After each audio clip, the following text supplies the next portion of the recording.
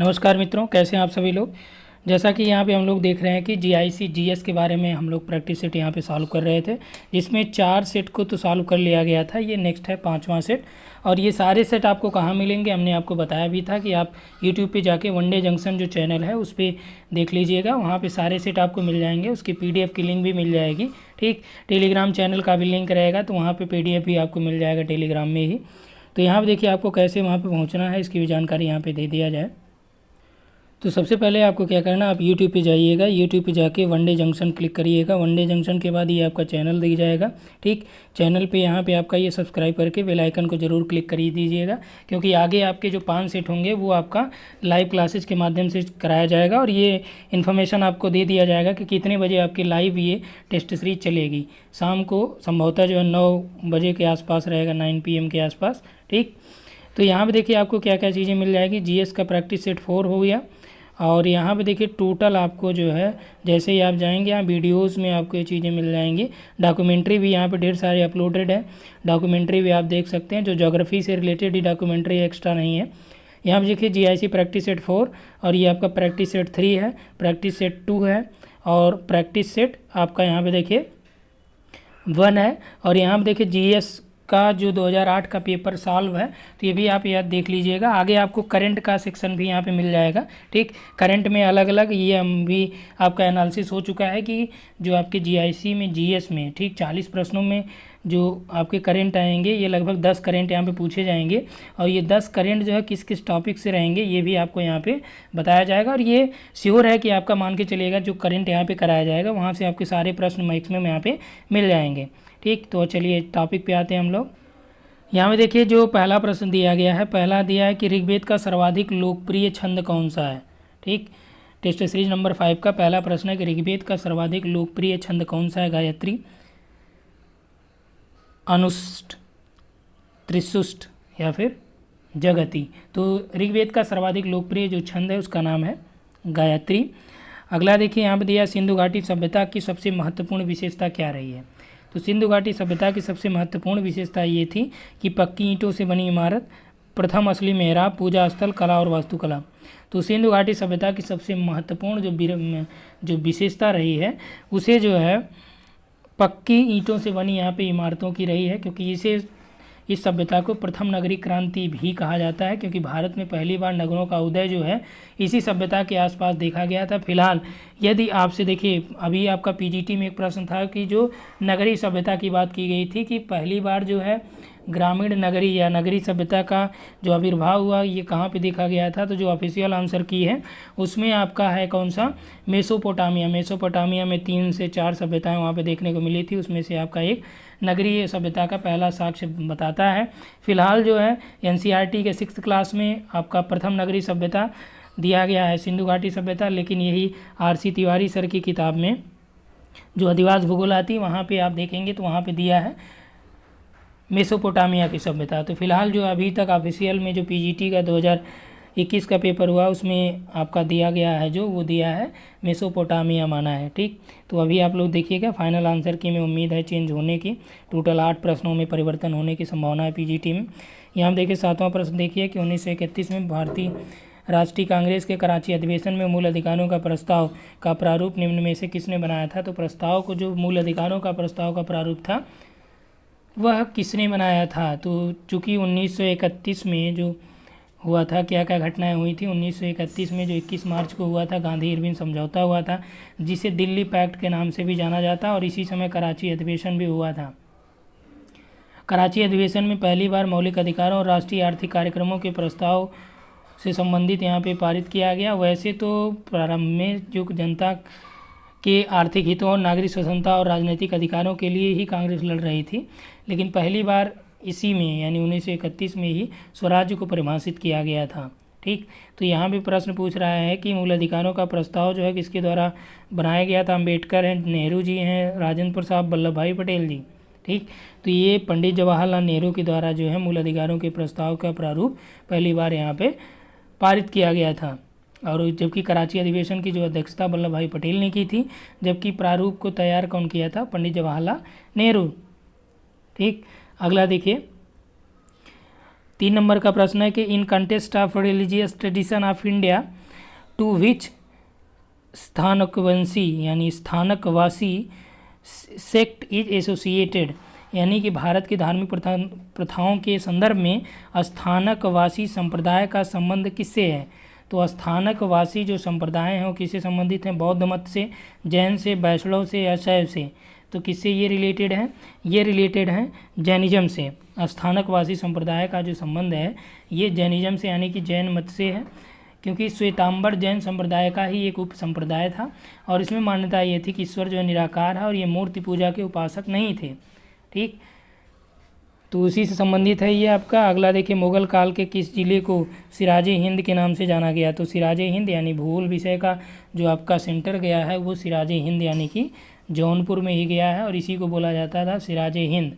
और 14वीं सदी में फिरोज शाह तुगलक ने अपने चचेरे भाई मोहम्मद बिन तुगलक, जिसे एमबीटी कहा गया, एमबीटी यानी जौना खां की याद में इसकी स्थापना की थी। 1394 ईस्वी में मलिक सरवर ने जौनपुर में सरकी साम्राज्य की स्थापना की और एक स्वतंत्र राज्य के रूप में जौनपुर को स्थापित किया था। सरकी चूँकि कला प्रेमी था और उसने यहाँ अनेक प्रकार के मस्जिद मदरसों का भी निर्माण कराया है जो आज भी जौनपुर शहर में स्थित है। आप लोग जाएंगे पेपर देने तो आप देख लीजिएगा। ठीक, अगला देखिए 8 नंबर की 1947 की भारतीय राष्ट्रीय कांग्रेस के दिल्ली अधिवेशन की अध्यक्षता किसने की थी।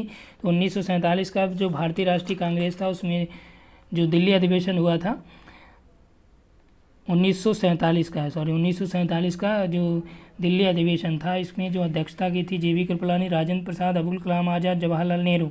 तो किसने किया था, राजेंद्र प्रसाद ने। क्योंकि भारतीय राष्ट्रीय कांग्रेस का यह 53वां अधिवेशन 1940 में रामगढ़ से जो है 1945 ईस्वी तक मौलाना अबुल कलाम आज़ाद ने किया था, चूँकि वो इसी समय कांग्रेस के अध्यक्ष थे और सबसे लंबे समय तक ये अध्यक्ष भी रहे थे। तो भारत छोड़ो आंदोलन प्रारंभ होने की वजह से क्या हुआ था कि कांग्रेस को गैरकानूनी संगठन करार दिया गया और सभी कांग्रेसी नेताओं को क्या किया गया था, बंदी बना लिया गया था।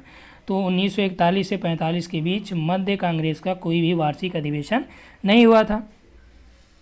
तो 1946 ईस्वी में जवाहरलाल नेहरू अध्यक्ष बने, लेकिन इन्होंने नवंबर 1946 में त्यागपत्र दे दिया था। उसके बाद होता क्या है कि जब ये त्यागपत्र दे देते हैं जवाहरलाल नेहरू, कब, 1946 में। ठीक, जो 54वां अधिवेशन था, तो 54वां अधिवेशन में JV कृपलानी अध्यक्ष बनाए जाते हैं और स्वतंत्रता प्राप्ति के समय JV कृपलानी ही अध्यक्ष थे। ठीक, स्वतंत्रता जब प्राप्त हुई थी उस समय JV कृपलानी ही अध्यक्ष थे, लेकिन नवंबर 1946 में JV कृपलानी ने इस्तीफा दे दिया और डॉक्टर राजेंद्र प्रसाद कांग्रेस के अध्यक्ष बनाए गए।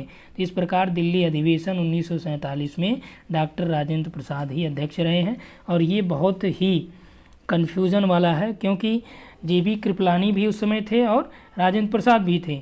तो नवंबर 1946 में ही क्या करते हैं, JV कृपलानी पद से इस्तीफा दे देते हैं। उसके बाद आ जाते हैं राजेंद्र प्रसाद को यहाँ पे अध्यक्षता दी जाती है। ठीक, तो दिल्ली अधिवेशन जो हुआ था भारतीय राष्ट्रीय कांग्रेस का 47 में, उस समय जो है राजेंद्र प्रसाद थे। प्रश्न आपसे यदि इस तरह से पूछ दे कि स्वतंत्रता के समय जो भारतीय राष्ट्रीय कांग्रेस का अध्यक्ष था वो कौन था, तो यहाँ पे जो उत्तर हो जाएगा, स्वतंत्रता प्राप्ति के समय भारतीय राष्ट्रीय कांग्रेस के जो अध्यक्ष थे वो थे JV कृपलानी। ठीक, अगला देखिए, निम्नलिखित में से कौन सा प्लेट विवर्तन सिद्धांत से संबंधित नहीं है। महाद्वीपीय प्रवाह, ध्रुवों का भ्रमण, रूपांतरण भ्रंश, सागर नितल प्रसरण। तो यहाँ पे दिया गया प्लेट विवर्तनिकी से कौन सा संबंधित नहीं है। तो यहाँ पे देखिए, महाद्वीपीय प्रवाह हो गया, जो मेटामॉर्फिक्स फॉल्ट हो गया, सी फ्लोर स्प्रेडिंग, ये सब प्लेट टेक्टोनिक से रिलेटेड है, लेकिन मूविंग ऑफ फॉल जो है ये प्लेट टेक्टोनिक से रिलेटेड नहीं है। ठीक, चलिए अगला देखते हैं। यहाँ पे हम लोग नेक्स्ट प्रश्न जो है 5 नंबर देखिए, who was the governor general of India during revolt 1857। तो 1857 1857 की जो क्रांति हुई थी उस समय भारत का गवर्नर जनरल कौन था। तो 1857 के विद्रोह के समय भारत का गवर्नर जनरल लॉर्ड कैनिंग था। ठीक, कौन था, लॉर्ड कैनिंग। इसका कार्यकाल 56 से 62 तक था और इंग्लैंड के प्रधानमंत्री इस समय जो है पामस्टन थे और कंपनी का जो मुख्य सेनापति था वो कौन था, जॉर्ज एनिसन था। ठीक, 1857 के समय भारत का जो गवर्नर जनरल और वायसराय दोनों जो है कौन था, लॉर्ड कैनिंग ही था उस समय। 57 का जो सैनिक विद्रोह था उसके बाद जो है 1 नवंबर 1858 को इलाहाबाद में एक दरबार आयोजित हुआ, जो लॉर्ड कैनिंग ने विक्टोरिया महारानी विक्टोरिया के घोषणा पत्र की घोषणा की थी और जो आपके यहीं मिंटो पार्क में पढ़ा गया था। ठीक, जो यहीं सरस्वती घाट के किनारे संगम पे है। आप लोग यदि संगम घूमने आएंगे तो यहाँ देखिएगा, तो वहीं पे ये आपका पढ़ा गया था। 1858 की बात चल रही है। तो भारत से कंपनी के शासन को उस समय समाप्त करके क्या किया गया, डायरेक्ट जो है क्राउन का शासन यहाँ पे आरोपित किया गया और गवर्नर जनरल लॉर्ड कैनिंग को वायसराय का पदनाम देकर भारत का पहला वायसराय बनाया गया। तो एक प्रश्न और हो गया कि लॉर्ड कैनिंग जो है भारत का पहला वायसराय भी था। ठीक, कैनिंग के काल में ही 1857 में कलकत्ता, बम्बई, मद्रास 3 जगह विश्वविद्यालयों की स्थापना की गई थी। ये भी पूछा जाता है का 57 के समय कितने विश्वविद्यालय बने, 3 बने, कलकत्ता, बम्बई, मद्रास में। ठीक, और इसी समय लंदन विश्वविद्यालय के आधार पे ही इन तीनों को की गई थी स्थापना। 57 के विद्रोह की शुरुआत 10 मई 1857 को मेरठ स्थित छावनी में जो पैदल टुकड़ी के सिपाही थे उनके द्वारा किया गया था और इसी विद्रोह के कारण लॉर्ड डलहौजी का डॉक्ट्रिन ऑफ लैप्स यानी व्यापकत जो सिद्धांत था वो यहाँ पे ज़्यादा महत्वपूर्ण था। तो आपसे ये भी पूछ दिया जाएगा कि डॉक्ट्रिन ऑफ लैप्स किसका है, तो लॉर्ड डलहौजी का है। ठीक, तो यहाँ पे राइट जो है कैनिंग हो गया। अगला देखिए यहाँ पे जो दिया गया है नेक्स्ट क्वेश्चन, यहाँ पे आपका है 6 नंबर। देखिए दिया है कि कौन सा जो है हंटर आयोग की सिफारिश थी। तो हंटर आयोग की सिफारिश कौन सी थी, यहाँ पे दिया गया महिलाओं को शिक्षा, संगठित सीनेट प्रणाली का नियमन और उच्च शिक्षा से राज्य का समर्थन यानी धीरे धीरे वापसी, कॉलेज और विश्वविद्यालय स्तर पर नागरिक शिक्षा का परिचय। ठीक, तो यहाँ पे जो है निम्नलिखित में से कौन सा हंटर या आयोग की सिफारिश थी। तो यहाँ पे देखिए हंटर आयोग की बात कर लें तो सरकार ने 1882 में विलियम विल्सन हंटर की अध्यक्षता में वुड डिस्पैच आता है। वुड डिस्पैच कब आता है, 1854 में आता है और यही जो है शिक्षा की प्रगति और प्रयासों का मूल्यांकन करने के लिए एक आयोग था। इसी को वुड डिस्पैच को ही हंटर आयोग के नाम से जाना गया। यह आयोग प्राथमिक और माध्यमिक शिक्षा के बढ़ावा देने के लिए जो सुझाव थे उसके लिए ये गठित किया गया। ठीक, और इसमें जो सभी मेंबर थे वो अलग अलग प्रांतों का भ्रमण करते हैं और सरकार को सुझाव देते हैं। प्राथमिक शिक्षा के विकास पर यहाँ पे ज़्यादा जोर दिया जाना चाहिए, उनका ये मानना था और इसे नव संस्थापित नगर और जिला बोर्डों को सौंप देना चाहिए। दूसरा उनका रिकमेंडेशंस क्या थे, जो हंटर आयोग था उसका आयोग था कि ये कि महिलाओं की मौजूदा शिक्षा व्यवस्था में बढ़ोतरी की जाए। माध्यमिक यानी 12th क्लास तक के या माध्यमिक शिक्षा के पाठ्यक्रम या 8 से 10 तक जो माध्यमिक शिक्षा होती है उसके पाठ्यक्रम में साहित्यिक और व्यवहारिक पाठ्यक्रम को यानी व्यावसायिक और व्यापारिक में उसे विभाजित किया जाए, यानी साहित्य को अलग, व्यवहारिक को अलग और व्यावसायिक को अलग करना चाहिए। निजी प्रयत्नों को शिक्षा क्षेत्रों में बढ़ावा, यानी निजी क्षेत्र को जो पहली बार शिक्षा में बढ़ावा किससे मिला, वुड डिस्पैच 1854 में मिला, यानी 1854 में। तो यहाँ पे राइट आंसर आपका महिलाओं की शिक्षा हो जाएगा। अगला देखिए निम्नलिखित नदियों में से किसका उद्गम भारत में नहीं है, सतलज, रावी, चिनाब, ब्यास। तो किसका नहीं है, सतलज का नहीं है। अगला देखिए पृथ्वी पर मरुभूमि होने की संभावना अधिक रहती है। Where are the more chances desertification on earth. तो डेजर्टिफिकेशन की जो संभावना अधिक होती है वो किसके पास होती है, तो यहाँ पे देखिए जो सही विकल्प आपका नियर 23.5 यानी कि लगभग ये 23 डिग्री अक्षांशों के आसपास जो है ज़्यादातर मरुस्थल विकसित होते हैं। कारण ये है क्योंकि विषुवतीय क्षेत्र की जो चलने वाली हवाएं हैं ये अयनवर्ती जो क्षेत्र होते हैं वहाँ पे जाके उतरती हैं। तो जब उतरती हैं तो वहाँ पे कैसा प्रेशर हो जाएगा, हाई प्रेशर बन जाता है और हाई प्रेशर की वजह से मौसम साफ रहता है। वर्षा का अभाव होने की वजह से इस क्षेत्र में क्या होता है, वो डेजर्टिफिकेशन देखने को मिलता है। ठीक, अगला देखिए यहाँ पे दिया गया है अराकान एवं पेगु येमा कहाँ पे स्थित है। तो अराकान योमा जो पहाड़ियाँ ये कहाँ पे हैं, ये म्यांमार में हैं। ठीक, म्यांमार में स्थित हैं जो पूर्वी हिमालय का दक्षिणतम विस्तार माना जाता है। तो पटकई हो गया, नागाचिन हो गया, अराकान योमा हो गया, ये जो है दक्षिणी विस्तार होती हैं। अगला देखिए 13 नंबर दिया है हम न्यायिक पुनरावलोकन की व्यवस्था देखते हैं। तो न्यायिक पुनरावलोकन यानी कि जुडिशियल रिव्यू एग्जिस्ट इन, जो जुडिशियल रिव्यू का सिस्टम है ये कहाँ पे है, तो भारत में है, यूके में, यूएसए में, या भारत यूएसए दोनों में। तो जो जुडिशियल रिव्यू है कहाँ से लिया गया है, न्यायिक पुनरावलोकन भारतीय संविधान में, ये आपका कहाँ से जोड़ा गया है, यूएसए से ही लिया गया है। इसलिए न्यायिक पुनरावलोकन कहाँ पे, भारत और यूएसए दोनों में है।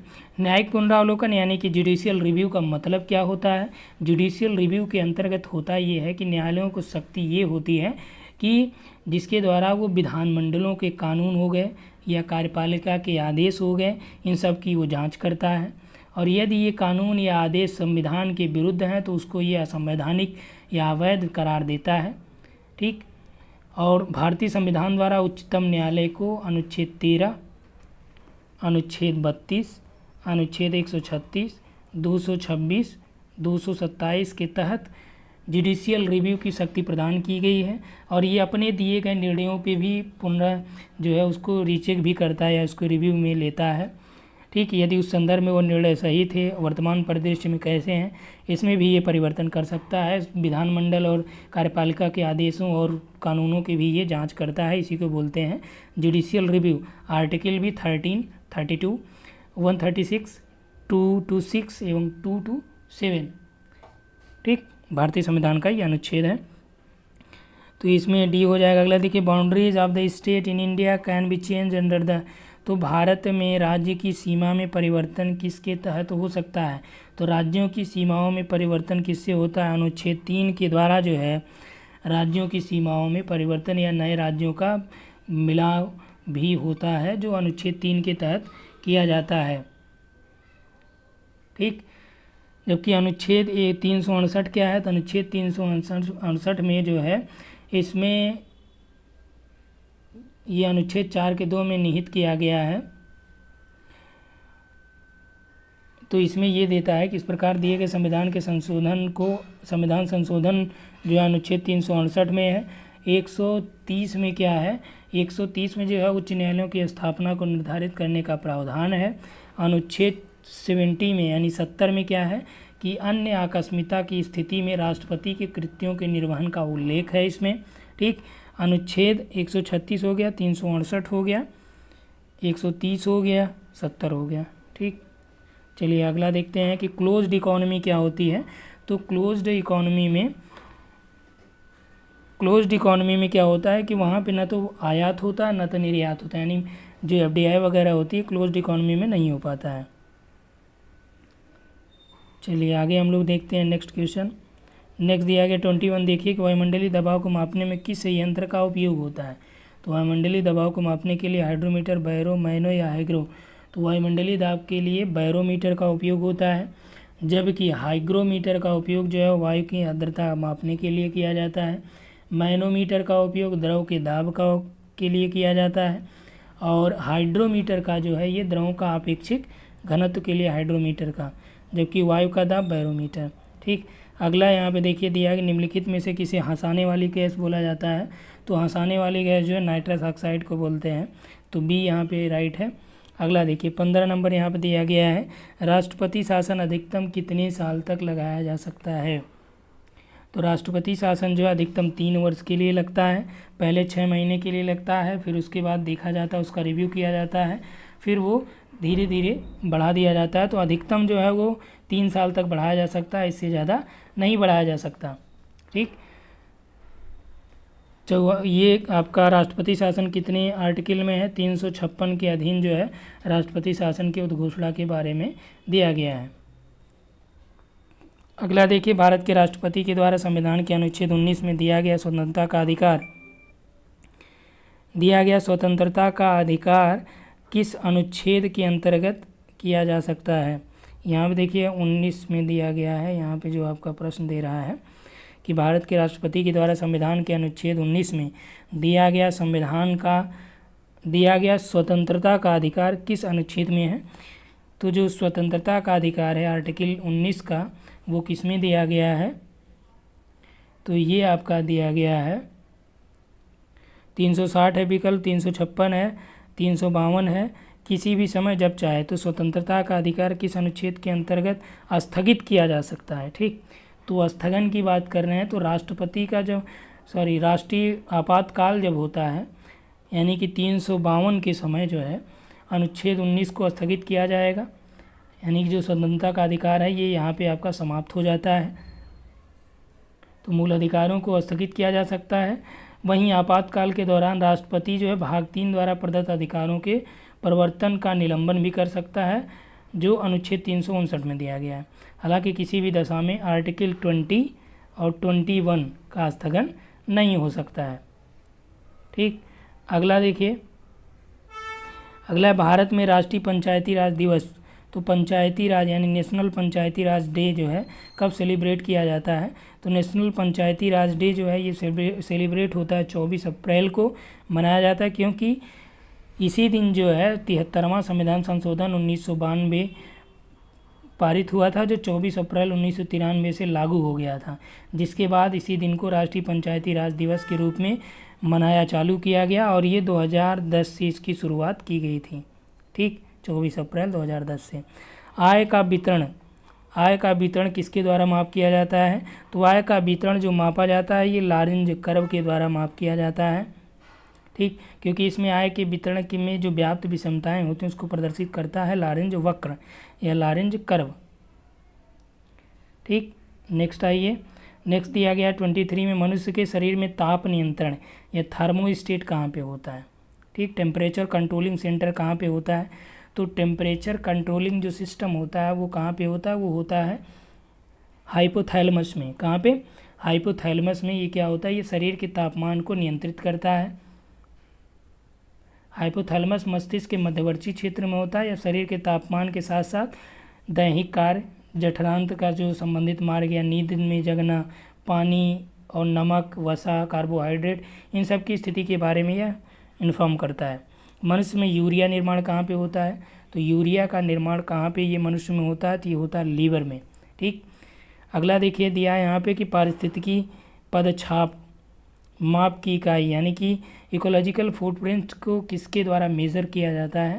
तो इकोलॉजिकल फुटप्रिंट्स को ये मेज़र किया जाता है ग्लोबल हेक्टेयर के द्वारा, नैनोमीटर के, हाफस क्यूपस या क्यूबिक टन। तो ये होता है भूमंडलीय हेक्टेयर के द्वारा माप किया जाता है इकोलॉजिकल फुटप्रिंट्स को। क्लियर? चलिए 19 देख लीजिए। This is financial instrument through which foreign market in rupees is called which India companies can raise money from foreign market in rupees is called, यानी वित्तीय साधन जिसके माध्यम से भारतीय कंपनियां विदेशी बाजार से रुपए में धन जुटा सकती हैं। तो इसे क्या बोला जाता है? आरबीआई बॉन्ड, गोल्ड बॉन्ड, मसाला बॉन्ड, ओवरसीज बॉन्ड। तो इसे क्या बोलते हैं? इसे बोलते हैं भारतीय कंपनियों को विदेशों से पूंजी जुटाने के लिए कई तरह के संसाधनों की अनुमति भारत सरकार के और रिजर्व बैंक के द्वारा मिलती है। उन्हीं साधनों में से एक है मसाला बॉन्ड। तो मसाला बॉन्ड में क्या होता है? कंपनियां विदेश से मसाला बॉन्ड बेचकर ज़रूरत को पूंजी जुटाती हैं और मसाला बॉन्ड विदेशी एक्सचेंज पर सूचीबद्ध भी किए गए हैं। 2015 में वित्त मंत्री अरुण जेटली ने मसाला बॉन्ड बेचने की अनुमति दी थी।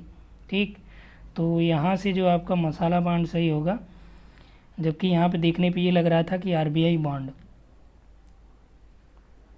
अगला देखिए बंद अर्थव्यवस्था यहाँ पे हो चुका है, तो टोटल ये हो गया। अगला देखिए 26 में आते हैं हम लोग। तो 26 दे रहा है कि 10 संख्याओं का औसत 6 है, प्रत्येक संख्या को 12 से गुणा किया जाता है, तो संख्याओं के नए सेट का औसत क्या होगा? औसत का मतलब क्या होता है? औसत बराबर होता है पदों का योग बटे पदों की संख्या। ठीक, तो हमारे पास औसत दे रखा है 6 हो गया। उसके बाद क्या बोल रहा है? ये बोल रहा है कि जो टोटल संख्याएं कितनी हैं? 10 हैं। तो ये हो जाएगा ऊपर पदों का योग डिवाइड बाई संख्या 10। तो पदों का योग यहाँ से यानी कि समेशन कितना आ जाएगा? ऐड लिख दे रहे हैं। ठीक, ऐड आपका आ जाएगा 10 60। तो 60 तो ये हो गया पदों का योग। अब यहाँ से पूछ रहा है यदि प्रत्येक संख्या को 12 से गुणा कर दें तो संख्या का नया सेट का औसत क्या होगा? तो हमारे पास पदों का योग मिल गया 60। तो पदों का योग में यदि हम लोग 12 का गुणा कर दें तो इसका मतलब सभी पद में 12 का गुणा हो जाएगा, क्योंकि 12 सभी में हो रहा है तो 12 कॉमन हो जाएगा, सबको जोड़ लेंगे तो। ठीक, पदों की संख्या हमारे पास 10 है, तो 60/12/10 यानी नया औसत जो हमारा मिल जाएगा वो ये हो जाएगा, ये कट जाएगा तो 12×72। ठीक, तो हमारे पास जो नया औसत प्राप्त हो जाएगा कितना हो जाएगा 72। समझ में आई बात कि नहीं। औसत का मतलब होता है जो टोटल, जैसे आपको निकालना है 1 2 3 4 5 इनका औसत निकालना है, तो औसत इनका क्या हो जाएगा, देखिए पदों का योग 2 1 3 3 3 6 4 10 5 15, 15/3 2 5, ठीक, 5 3 15, औसत इनका आ गया 3।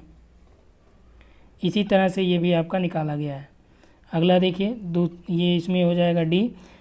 27 नंबर देखिए, इसमें दिया है कि दो मोबाइल विक्रेताओं द्वारा 45% के कुल लाभ पे बेचा जाता है।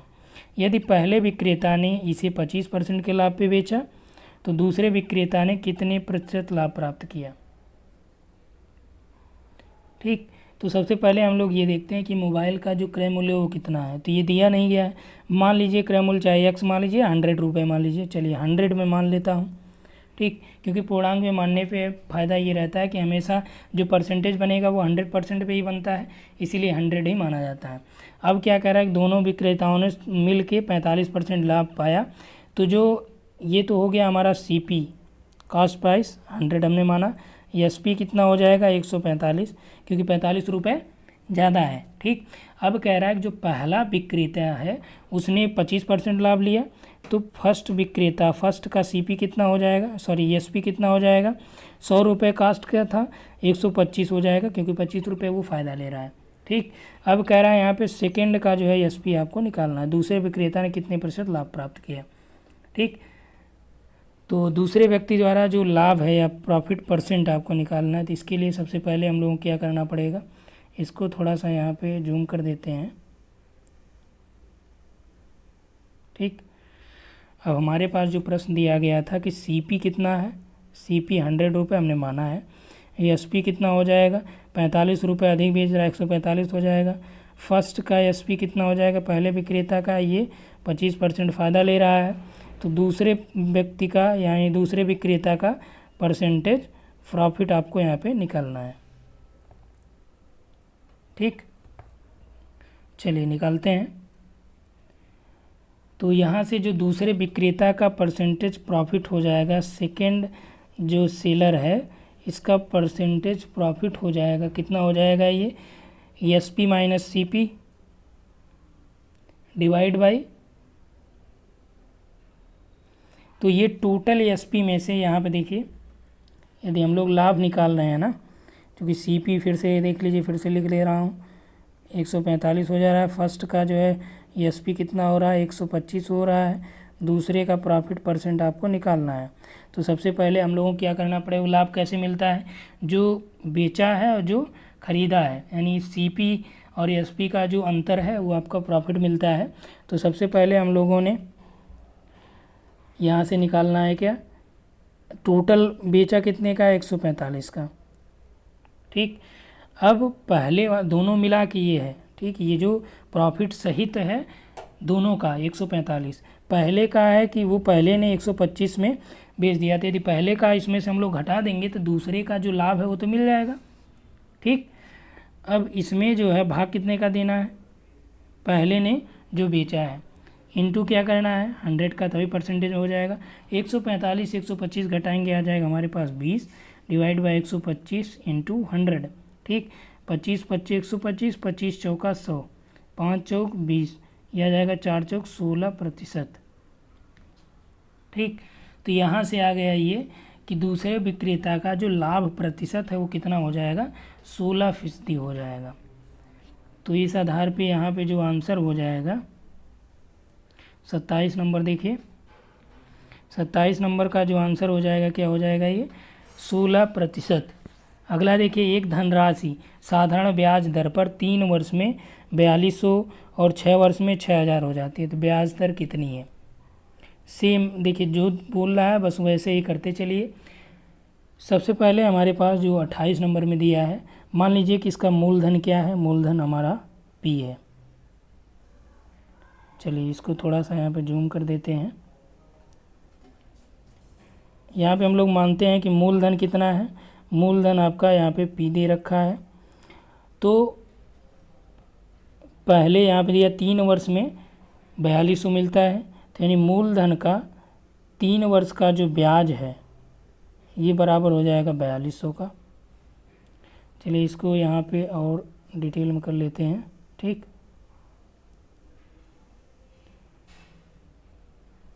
तो यहाँ पे हम लोग सबसे पहले ये निकाल लेते हैं कि मूलधन हमारे पास पी दे रखा है, 3 वर्ष में जो ब्याज हो रहा है 4200 हो रहा है, तो पहले का जो हो जाएगा ये 3 वर्ष का ब्याज बराबर 4200। ठीक, दूसरे में कह रहा है 6 वर्ष का ब्याज,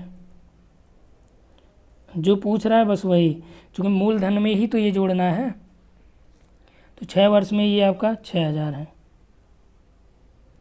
ठीक, 2 चीज़ें हमको पता हो गई, 2 इक्वेशन। अब हम लोग देख रहे हैं कि इक्वेशन 1 और 2 में कौन सा कॉमन है, पी आपका कॉमन है।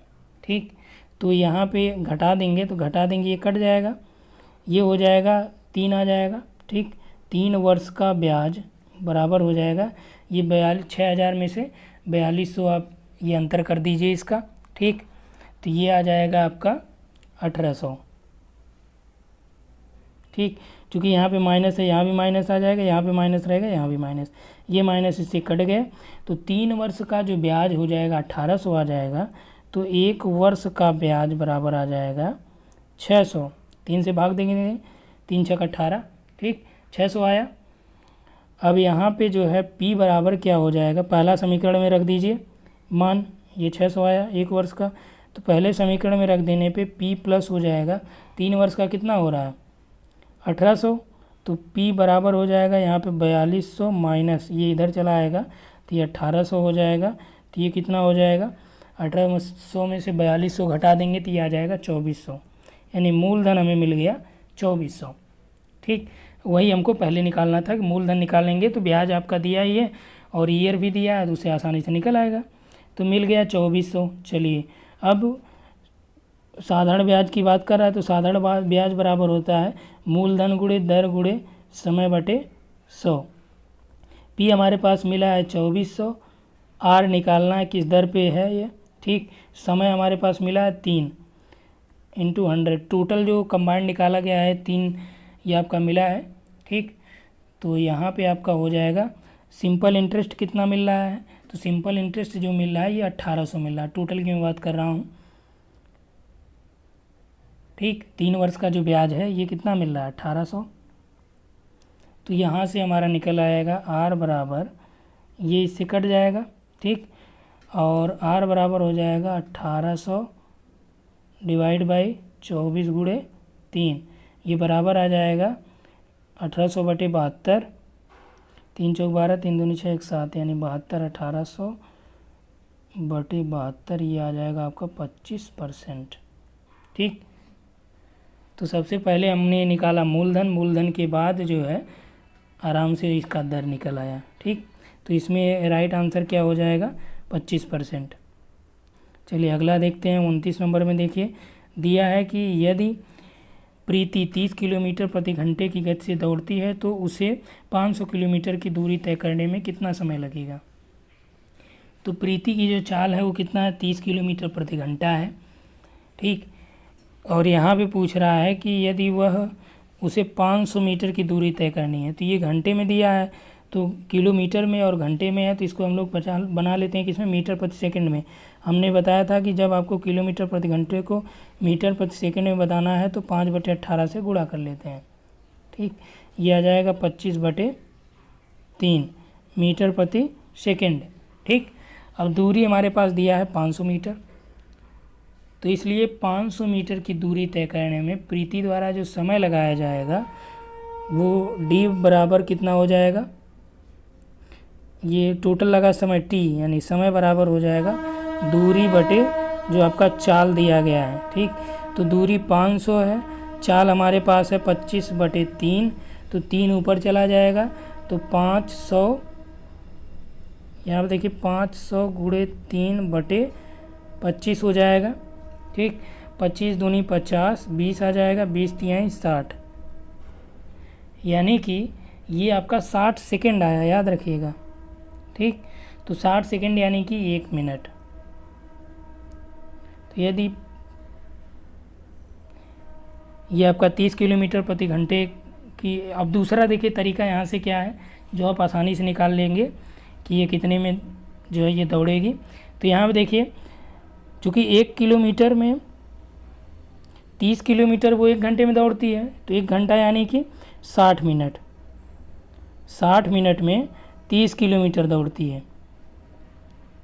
ठीक, तो 1 किलोमीटर कितना हो जाएगा, 30 दूनी 60, 2 मिनट में। तो 1 किलोमीटर यानी कि 1000 मीटर, और यहीं से 500 मीटर का कितना हो जाएगा, ये आपका 500 मीटर का हो जाएगा। यहाँ पे देखिए 1000 मीटर 2 मिनट में है, तो 500 का आपका 1 मिनट हो जाएगा। ये आसानी से ऐसे भी आप डायरेक्ट याद कर सकते हैं कि 1 घंटे में 30 किलोमीटर जा रही है, तो 1 घंटा यानी कि 60 मिनट हो गया, 60 मिनट में 30 हो गया, तो 30 किलोमीटर, तो 1 किलोमीटर कितने में हो जाएगा, ये आपका 2 मिनट में। और 1 किलोमीटर यानी कि 1000 मीटर, 1000 मीटर यानी कि यह 500 निकालना है तो इसका आधा हो जाएगा यानी कि 1 मिनट। चलिए अगला देखते हैं। अंतर्राष्ट्रीय मानवाधिकार संस्था एमनेस्टी इंटरनेशनल ने हाल ही में किस देश में अपना कामकाज रोक दिया है। तो एमनेस्टी इंटरनेशनल ने किस देश में अपना कामकाज रोक दिया है, तो यह आपका भारत है, जहाँ पे इन्होंने, चूँकि यह एक प्रकार का एनजीओ है जिसका मुख्यालय लंदन में है, ये मानवीय मूल्यों और स्वतंत्रता रक्षा हेतु कार्य करती है, इसने भारत में कार्य पर रोक लगा दी है। ठीक, अगला यहाँ पे हम लोग देखते हैं 31 नंबर। देखिए हाल ही में किसे film and television institute of India का नया, यानी कि यहाँ पे आपका president of film and television institute of India का नया अध्यक्ष किसे नामित किया गया है। अनुपम खेर हैं, परेश रावल, प्रसून जोशी, शेखर कपूर। तो किसे बनाया गया, शेखर कपूर को जो है ये 2023 तक इस पद पे रहेंगे, तो डी यहाँ पे राइट हो जाएगा। अगला देखिए, इसमें दिया है हाल ही में वैज्ञानिक और यानी CSIR के केंद्रीय अभियांत्रिकी अनुसंधान संस्थान यानी CMERI ने विश्व का सबसे बड़ा सौर वृक्ष विकसित किया है। तो CSIR द्वारा विश्व का सबसे बड़ा सौर वृक्ष कहाँ पे विकसित किया गया है।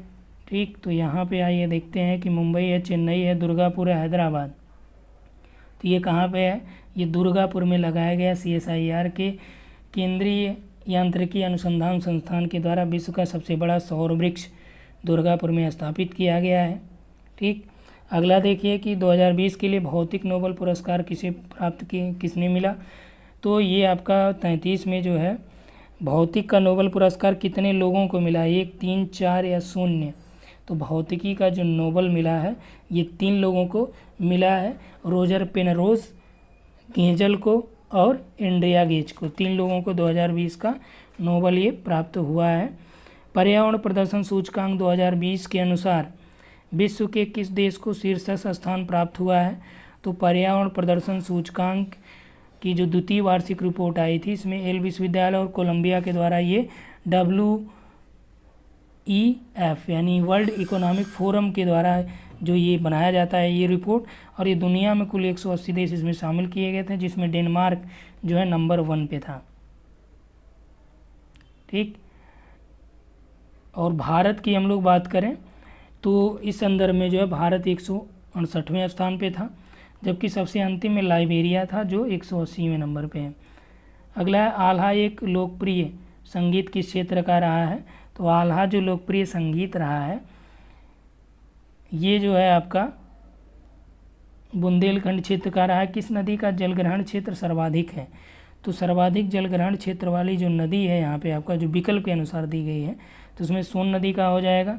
जैसे राजा किसी राज्य के लिए हैं वैसे राष्ट्रपति किसके लिए है, सीनेट, प्रजातंत्र, गणतंत्र या संसद। तो जैसे राजा जो है राज्य का प्रधान होता है वैसे राष्ट्रपति गणराज्य का होता है। ठीक, यानी कि सी हो जाएगा।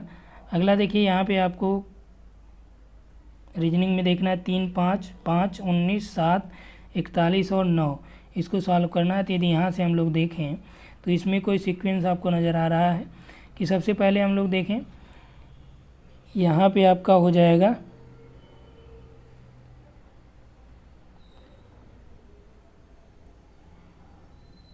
3 त्रिक का 9, ठीक। 9 और 5 ये आपका 4, 25, 19,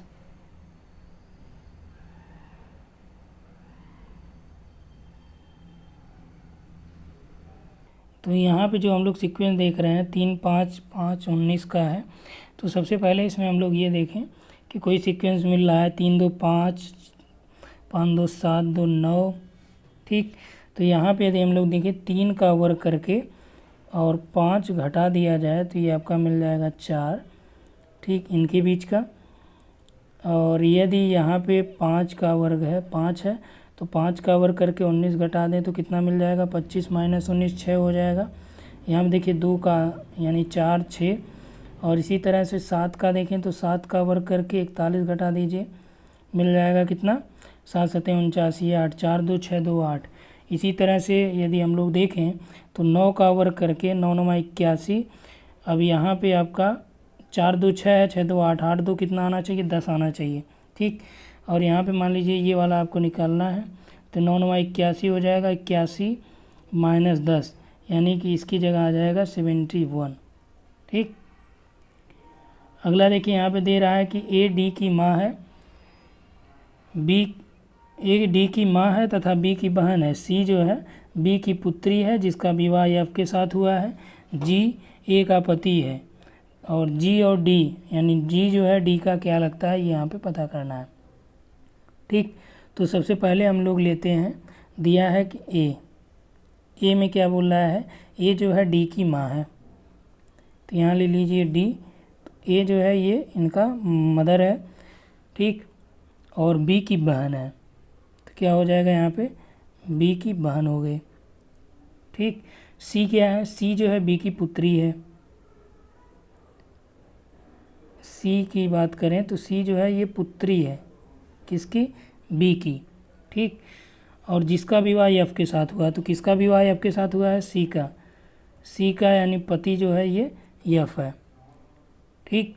और यहीं पे कह रहा है कि जी जो है ए का पति है, ए का पति कौन हो गया, जी हो गया।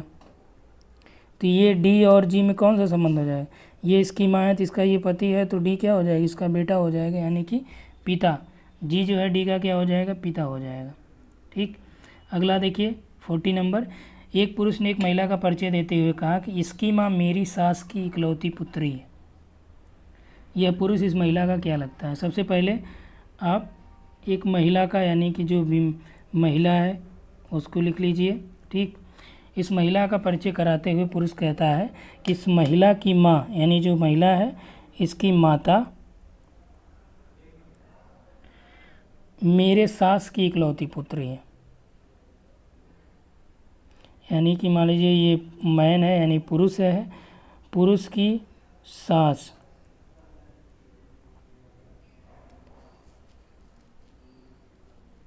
ठीक, पुरुष के सास की पुत्री यानी कि इसकी माता है ना इकलौती पुत्री, तो ये महिला की माता हुई यानी कि जो ये हुई ये कौन हुई, ये महिला की नानी हुई। ठीक। क्योंकि ये इसकी सास हो गई, सास की पुत्री उस लड़की की माता है, तो लड़की की माता है और सास जो है इस पुरुष का सास है। ठीक। यहाँ पर देखिए ये इसकी माता है और ये इसकी भी माता है जो पुरुष की सास है। समझिएगा कि जो पुरुष है ये थोड़ा सा इसमें संबंधों में होता है। पुरुष की सास, प्रश्न देखिए, पुरुष की सास की इकलौती पुत्री यानी इनकी पुत्री जो है ये जो महिला होगी इसकी ये माता है। ठीक। तो यह पुरुष जो है इस महिला का क्या लगेगा, तो यह पुरुष जो है इस महिला का पिता लगेगा। ठीक। क्योंकि ये सास है, सास के इकलौती पुत्री की वो जो है माँ है। तो यहाँ से आपका जो हो जाएगा ये हो जाएगा पिता। ठीक। समझ में आई बात कि नहीं। यहाँ पे देखिए ये थोड़ा सा ये रहता है संबंधों का, आपका पुरुष के सास और ये महिला हो गई, महिला की जो माँ है इस पुरुष के सास की इकलौती पुत्री है, तो जाहिर सी बात है ये महिला इससे क्या हुई, ये इसकी नानी हुई, तो नानी हुई तो ये इसका क्या हुआ, ये पिता होगा यानी फादर होगा, राइट। तो इसमें डी ऑप्शन जो है राइट हो जाएगा। तो इसमें हम लोग टोटल 40 प्रश्नों को देखे हैं, ठीक। तो यहाँ से आप लोग देख लीजिएगा, जो दूसरा वाला है उस पर जाके टोटल जो सेट है 4 और उसको वहाँ पे देख सकते हैं, ठीक। तो इसमें इतना ही। Thanks for watching.